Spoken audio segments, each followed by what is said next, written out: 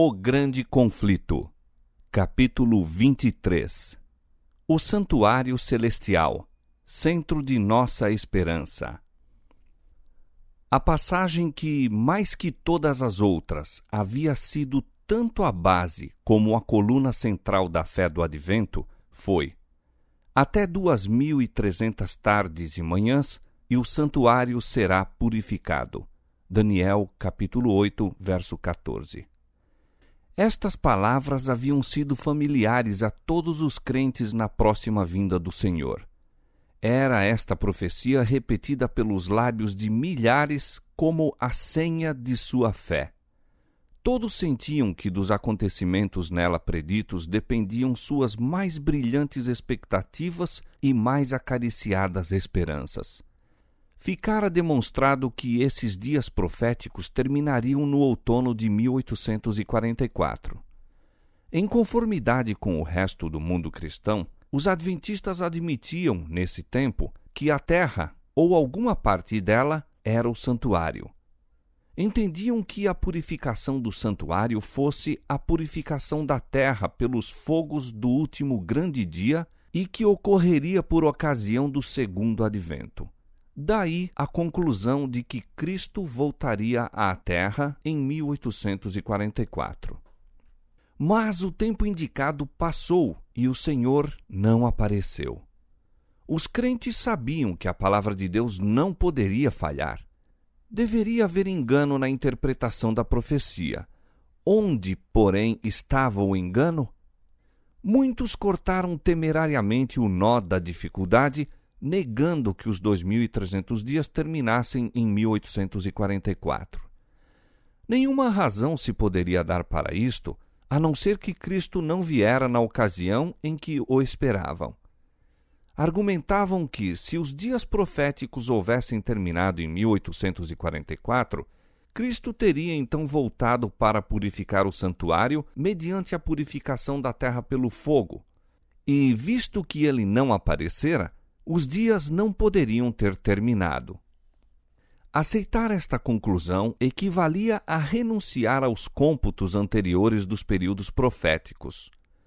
Verificara-se que os 2.300 dias começavam quando a ordem de Artaxerxes para a restauração e edificação de Jerusalém entrou em vigor no outono de 457 a.C.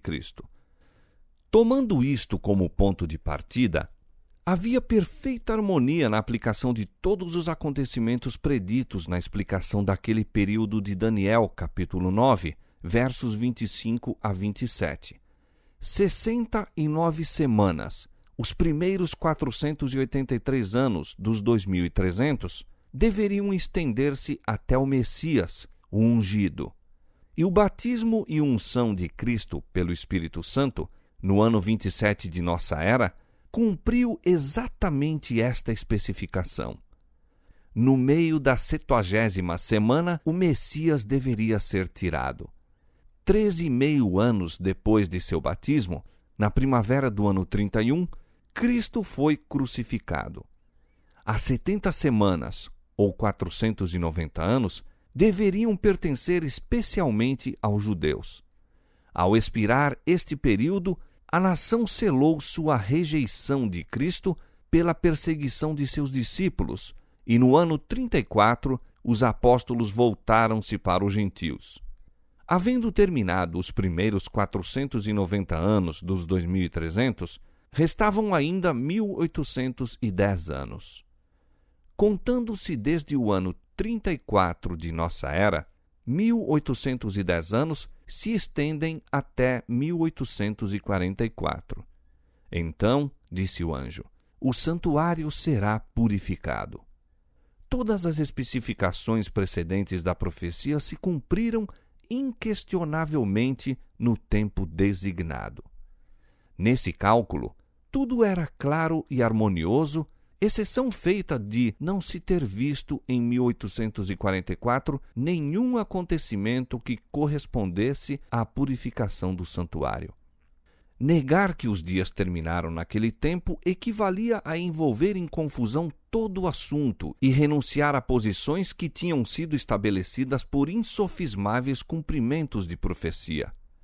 Deus, porém, estivera a dirigir o seu povo no grande movimento adventista.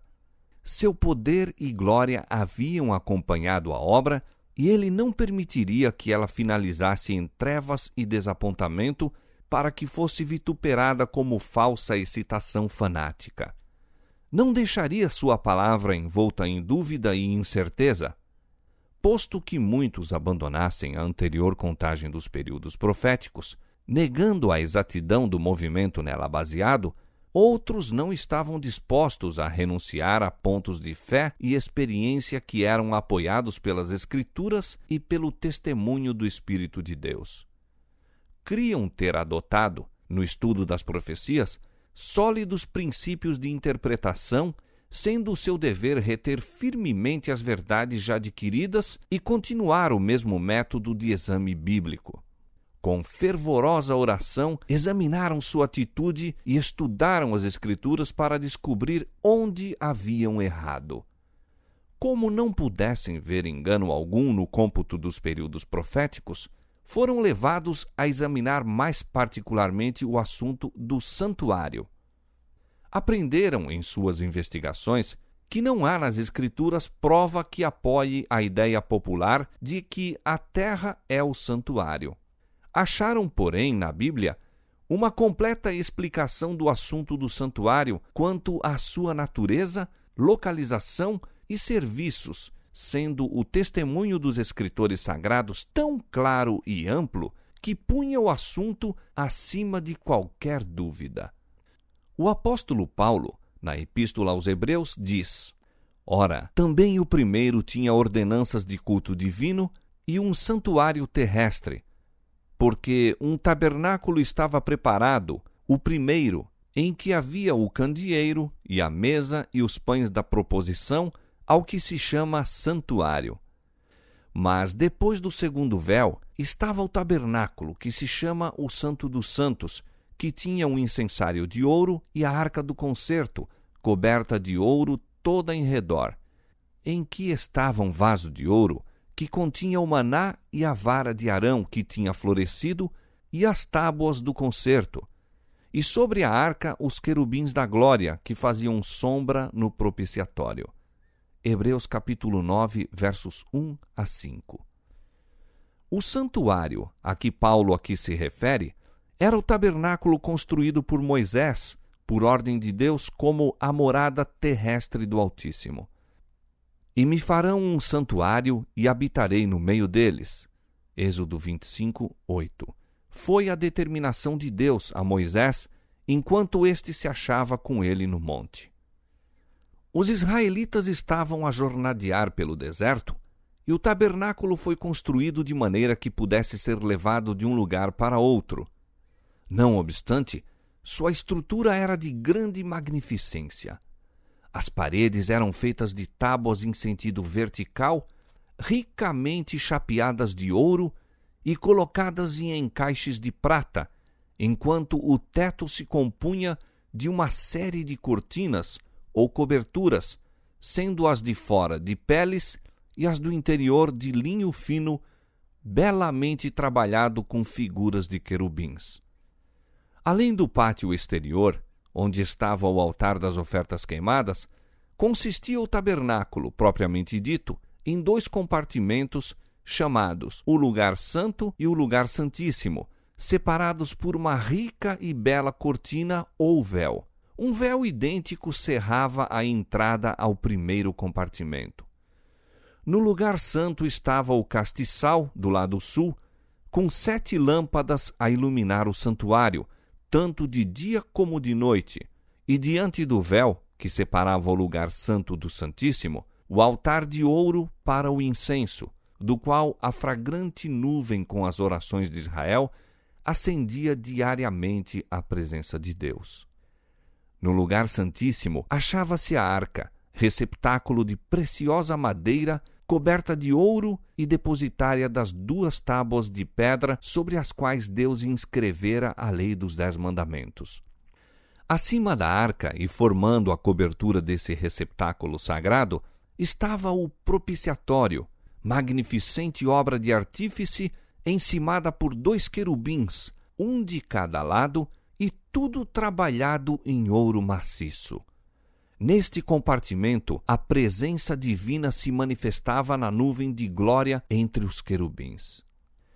Depois da localização dos hebreus em Canaã, o tabernáculo foi substituído pelo Templo de Salomão, que, conquanto fosse uma estrutura permanente e de maior escala, observava as mesmas proporções e era guarnecido de modo semelhante. Sob esta forma existiu o santuário até a sua destruição pelos romanos no ano 70 de nossa era, exceção feita no tempo em que jazeu em ruínas durante a época de Daniel. Este é o único santuário que já existiu na terra de que a Bíblia nos dá alguma informação. Declarou Paulo ser ele o santuário do primeiro concerto. Mas não tem santuário o novo concerto? Volvendo novamente ao livro de Hebreus, os inquiridores da verdade acharam subentendida nas palavras de Paulo já citadas a existência de um segundo santuário ou santuário do novo concerto. Ora, também o primeiro tinha ordenanças de culto divino e um santuário terrestre. E o uso da palavra também exige que Paulo haja anteriormente feito menção deste santuário. Voltando-se ao princípio do capítulo precedente, lê-se: Ora, a suma do que temos dito é que temos um sumo sacerdote tal, que está sentado nos céus à destra do trono da majestade, ministro do santuário e do verdadeiro tabernáculo, o qual o Senhor fundou e não o homem. Hebreus capítulo 8, versos 1 e 2. Aqui se revela o santuário do novo concerto. O santuário do primeiro concerto foi fundado pelo homem, construído por Moisés. Este último foi fundado pelo Senhor e não pelo homem. Naquele santuário, os sacerdotes terrestres efetuavam o seu culto. Neste, Cristo, nosso sumo sacerdote, ministra à destra de Deus.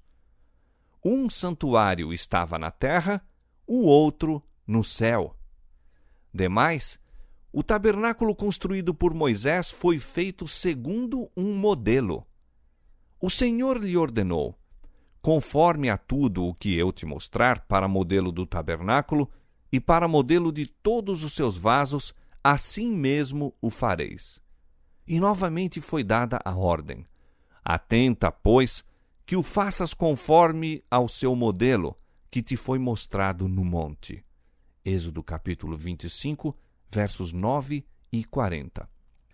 E Paulo diz que o primeiro tabernáculo era uma alegoria para o tempo presente em que se ofereciam dons e sacrifícios, que seus lugares santos eram figuras das coisas que estão nos céus, que os sacerdotes que ofereciam dons segundo a lei serviam de exemplar e sombra das coisas celestiais, e que Cristo não entrou num santuário feito por mãos, figura do verdadeiro, porém no mesmo céu, para agora comparecer por nós perante a face de Deus.